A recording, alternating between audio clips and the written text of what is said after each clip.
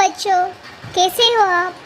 मैं फिर से आपके सामने एक नई कहानी लेके आई हूँ। तो आगे की कहानी में हम लोग जानते हैं किस तरह ईसाई का जन्म हुआ। प्रभु ने अपनी प्रतिज्ञा के अनुसार सारा पर कृपा दृष्टि की। प्रभु ने सारा के प्रति अपना वचन पूरा किया। सारा गर्भवती हुई और ईश्वर द्वारा निश्चित समय पर उसे इब्राहिम से उसकी वृद्धावस्था में एक पुत्र पैदा हुआ। इब्राहिम ने सारा से उत्पन्न अपने पुत्र का नाम इसहाक रखा। इब्राहिम ने ईश्वर की आज्ञा के अनुसार अपने पुत्र इसहाक का 8वें दिन खतना किया।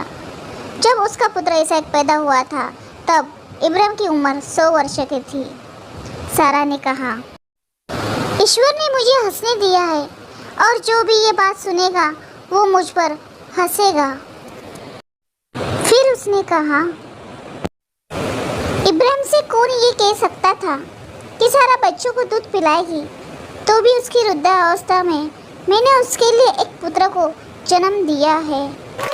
इसहाक की दूध छुड़ाई के दिन इब्राहिम ने एक बड़ी दावत दी।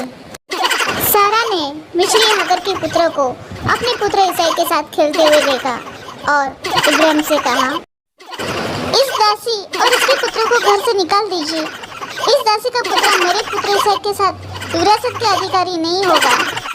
अपने पुत्र के बारे में यह बात इब्राहिम को बहुत बुरी लगी, किंतु ईश्वर ने उससे कहा, बच्चे और अपनी दासी की चिंता मत करो, सारा की बात मानो, क्योंकि इसहाक के वंश द्वारा तुम्हारा नाम बनाया रहेगा। मैं दासी के पुत्र के द्वारा भी एक महान राष्ट्र उत्पन्न करूंगा, क्योंकि वो भी तुम्हारा पुत्र है। इब्राहिम ने सवेरे उठकर हाकर को रोटी और पानी भरी मशक दी और बच्चे को उसके कंधे पर रखकर उसे निकाल दिया। हाकर चली गई और बेरशब के ऊंचे प्रदेश में भटकती रही।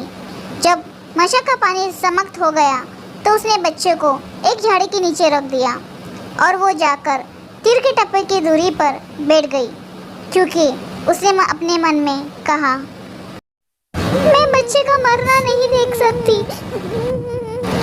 इसलिए वो वहाँ बैठी हुई फुट फुट कर रोने लगी। ईश्वर ने बच्चे का रोना सुना और ईश्वर के दूत ने आकाश से हाकर को संबोधित कर कहा,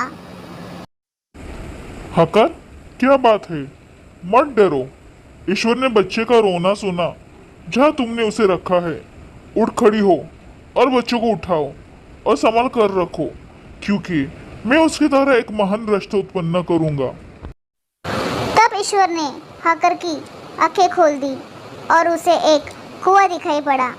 उसने मशक भरी और बच्चे को पिलाया। ईश्वर बच्चे का साथ देता रहा। वो बढ़ता गया और उजड़ प्रदेश में रहकर धनुधर बना। वो पारान के रेगिस्तान में रहता था। उसकी माँ ने मिस्र की एक स्त्री से उसका विवाह कराया।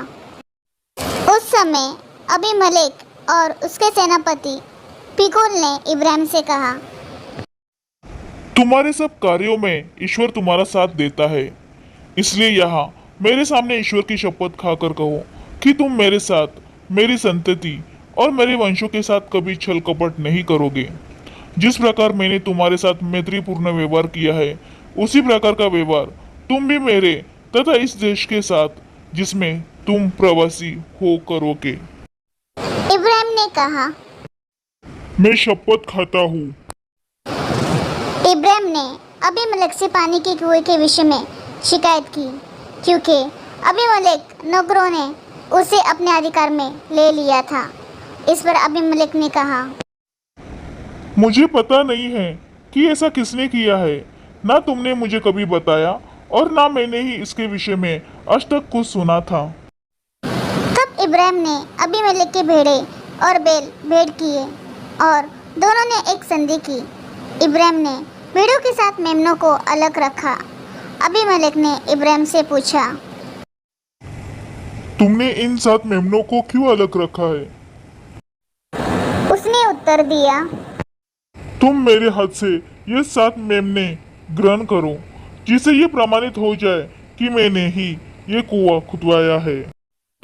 उस स्थान का नाम बेरशबा पड़ा, क्योंकि वहाँ पर उन दोनों ने शपथ खाई थी।